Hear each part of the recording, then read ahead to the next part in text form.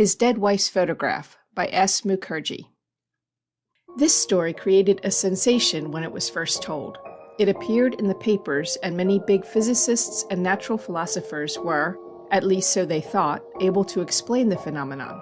I shall narrate the event, and also tell the reader what explanation was given, and let him draw his own conclusions. This is what happened. A friend of mine, a clerk in the same office as myself, was an amateur photographer. Let us call him Jones. Jones had a half-plate Sanderson camera with a Ross lens and a Thornton Pickard behind-lens shutter, with pneumatic release. The plate in question was a Ratton's Ordinary, developed with Ilford Pyrosoda developer, prepared at home. All these particulars I give for the benefit of the more technical reader. Mr. Smith, another clerk in our office, invited Mr. Jones to take a likeness of his wife and sister-in-law. This sister-in-law was the wife of Mr. Smith's elder brother, who was also a government servant then on leave. The idea of the photograph was of the sister-in-law. Jones was a keen photographer himself. He had photographed everybody in the office, including the peons and sweepers, and had even supplied every sitter of his with copies of his handiwork. So he most willingly consented and anxiously awaited for the Sunday on which the photograph was to be taken. Early on Sunday morning, Jones went to the Smiths. The arrangement of light in the veranda was such that a photograph could only be taken after midday, and so he stayed there to breakfast.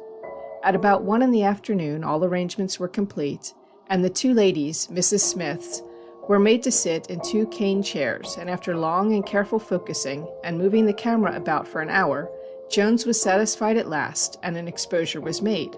Jones was sure that the plate was all right, and so a second plate was not exposed, although in the usual course of things this should have been done. He wrapped up his things and went home, promising to develop the plate the same night and bring a copy of the photograph the next day to the office. The next day, which was a Monday, Jones came to the office very early, and I was the first person to meet him. "Well, Mr. Photographer," I asked, "what success?" "I got the picture all right," said Jones, unwrapping an unmounted picture and handing it over to me. "Most funny, don't you think so?" "No, I don't. I think it is all right. At any rate, I did not expect anything better from you," I said. "No," said Jones. "The funny thing is that only 2 ladies sat." "Quite right," I said. "The third stood in the middle." "There was no third lady at all there," said Jones. "Then you imagined she was there, and there we find her." "I tell you, there were only 2 ladies there when I exposed," insisted Jones. He was looking awfully worried. "Do you want me to believe that there were only 2 persons when the plate was exposed, and then 3 when it was developed?" I asked. "That is exactly what has happened," said Jones. "Then it must be the most wonderful developer you used, or was it that this was the second exposure given to the same plate?" "The developer is the one which I have been using for the last 3 years, and the plate, the one I charged on Saturday night out of a new box that I purchased only in the afternoon that day." A number of other clerks had come up in the meantime, and were taking great interest in the picture and in Jones' assertion. It is only right that a description of the picture be given here for the benefit of the reader. I wish I could reproduce the original picture too, but that, for certain reasons, is impossible. When the plate was actually exposed, there were only 2 ladies, both of whom were sitting in cane chairs. When the plate was developed, it was found that there was in the picture a figure, that of a lady, standing in the middle. She wore a broad-edged dhoti. The reader should not forget that all the characters are Indians. Only the upper half of her body was visible, the lower being concealed from view by the low backs of the cane chairs. She was evidently behind the chairs and consequently slightly out of focus. Still, everything was quite clear. Even her long necklace was visible through the little opening in the dhoti near the right shoulder.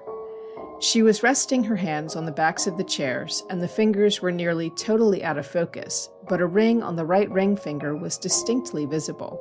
She looked like a handsome young woman of 22, short and thin.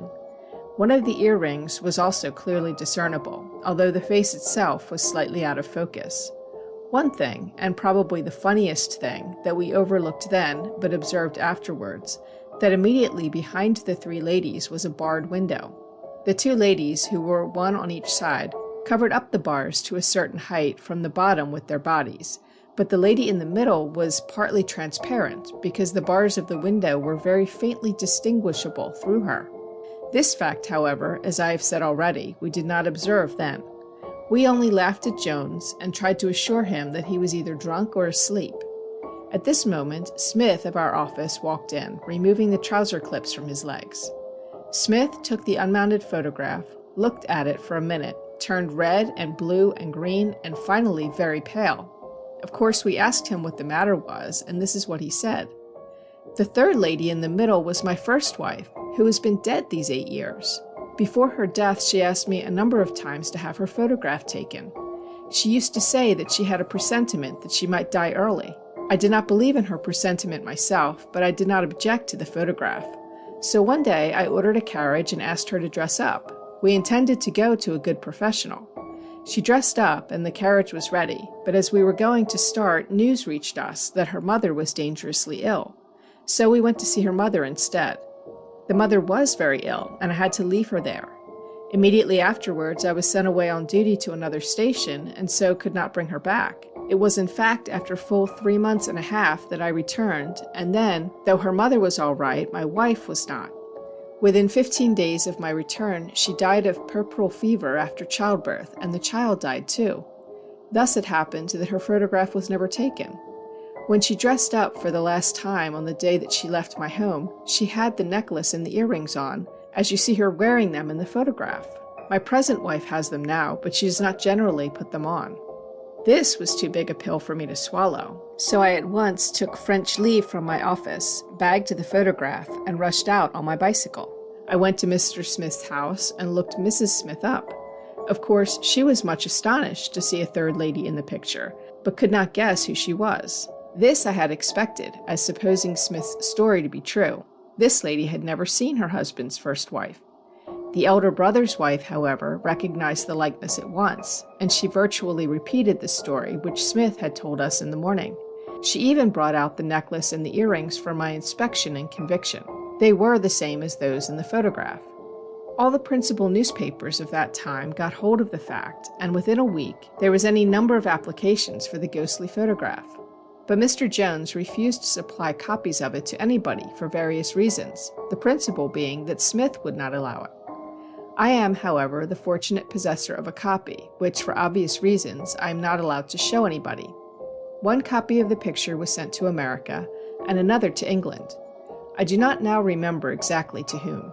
My own copy I showed to the Reverend Father Blank, M.A., D.Sc., B.D., etc., and asked him to find out a scientific explanation of the phenomenon. The following explanation was given by the gentleman. I am afraid I shall not be able to reproduce the learned father's exact words, but this is what he meant, or at least what I understood him to mean. The girl in question was dressed in this particular way on an occasion, say 10 years ago. Her image was cast on space, and the reflection was projected from one luminous body, one planet, on another till it made a circuit of millions and millions of miles in space, and then came back to Earth at the exact moment when your friend Mr. Jones was going to make the exposure. Take, for instance, the case of a man who is taking the photograph of a mirage. He is photographing place X from place Y, when X and Y are, say, 200 miles apart, and it may be that his camera is facing east, while place X is actually towards the west of place Y. At school, I had read a little of science and chemistry, and could make a dry analysis of a salt, but this was an item too abstruse for my limited comprehension.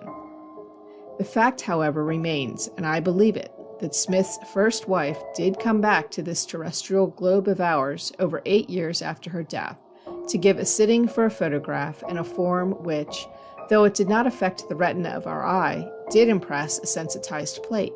In a form that did not affect the retina of the eye, I say, because Jones must have been looking at his sitters at the time when he was pressing the bulb of the pneumatic release of his time and instantaneous shutter. The story is most wonderful, but this is exactly what happened. Smith says this is the first time he has ever seen or heard from his dead wife. It is popularly believed in India that a dead wife gives a lot of trouble if she ever revisits this earth, but this is, thank God, not the experience of my friend Mr. Smith. It is now over 7 years since the event mentioned above happened, and the dead girl has never appeared again. I would very much like to have a photograph of the two ladies taken once more. but I have never ventured to approach Smith with the proposal. In fact, I learnt photography myself with a view to take the photograph of the two ladies, but as I have said, I have never been able to speak to Smith about my intention, and probably never shall. The £10 that I spent on my cheap photographic outfit may be a waste, but I have learnt an art which, though rather costly for my limited means, is nevertheless worth learning, being closely allied to the art that can immortalize the art that baffles time's tyrannic claim. End of The Dead Wife's Photograph.